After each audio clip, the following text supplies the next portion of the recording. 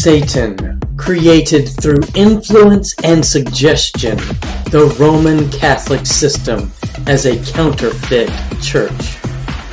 He created the job position of the Pope that had their job titles of Substitute for Christ, Governor of the World, and Father of Kings written on their crowns as a declaration of war against the true Savior, and inspired men's hearts to follow the elected Pope, bow to them, and treat them as if they were Christ on earth instead of the Lord and Savior.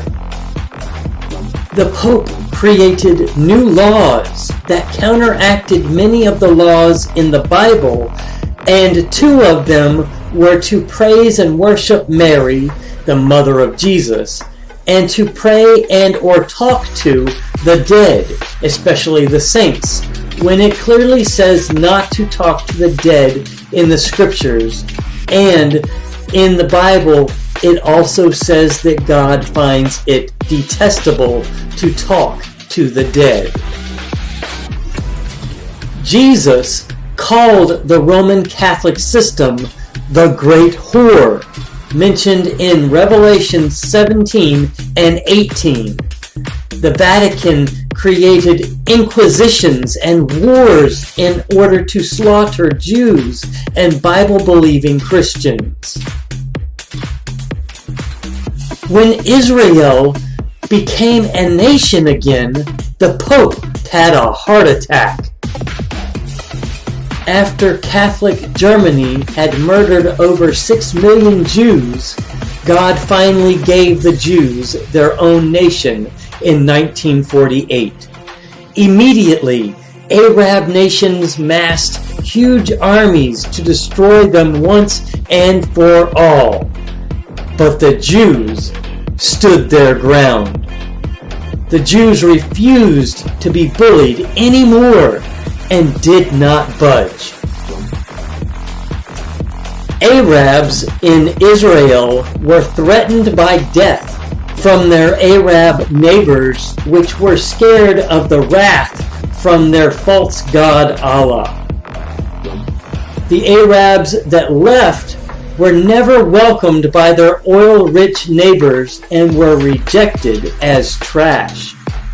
These rejected Arabs were forced to live in miserable United Nations-sponsored camps as homeless squatters.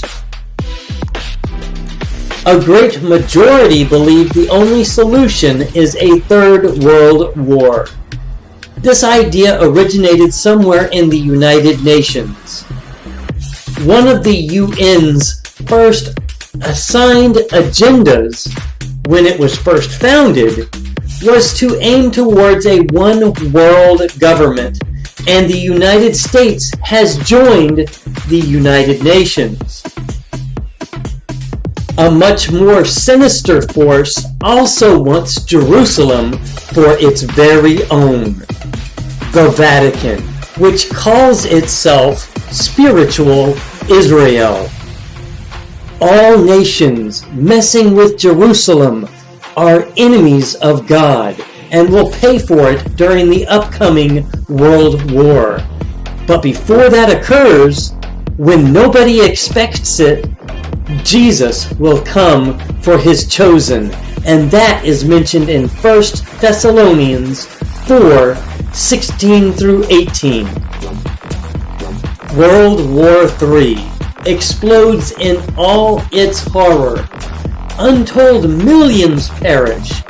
Satan protects the Vatican. At this time, Satan walks the earth. God's property, the Holy Land, is invaded by Russia and Muslim armies. God smashes them on the mountains of Israel, as mentioned in Ezekiel 38 through 39. The squatters are gone, and Israel survives the onslaught, but still not realizing how dangerous the Roman Catholic system really is. Poor unsuspecting Israel signs a peace treaty that lasts 7 years with that cobra sitting in the Vatican. When Solomon's temple is rebuilt in Jerusalem, the treaty is broken and the beast in the Vatican grabs it for himself, claiming to be God on earth. Everyone at this time who takes the mark of the beast upon themselves are condemned. Those few who don't take the mark are hunted down with very few survivors. Those that are captured lose their lives by getting their heads chopped off because it is seen as more cost efficient. God unleashes a lot of plagues and madness covers the earth while God's judgments fall into place. The armies of the world gather against Israel for the battle of Armageddon that is mentioned in Revelation 16:12 through 16. The Jews call upon God to save them, and He does. Jesus comes down from heaven and destroys those invading the Holy Land. It is a bloodbath. God's chosen people are saved, and their eyes once again behold their Savior, Jesus, Yeshua, who takes the throne of David, which is mentioned in Zechariah 12:10 and Revelation 1:7. A destroyed earth is restored as a new earth, and Jesus rules the world from Jerusalem for 1,000 years. During this time, God, the Father, takes His chosen people as His own, as mentioned in Isaiah 54:5 through 8. His kingdom has come.